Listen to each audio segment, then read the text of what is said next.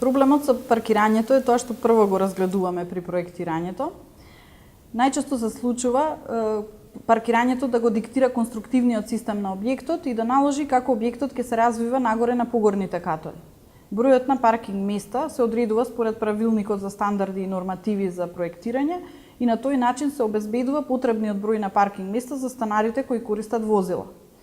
Се внимава особено на сите прописи за влезно-излезните рампи во однос на димензии и нагиб и на тој начин во нашите објекти се одвива непречено и едноставно паркирање.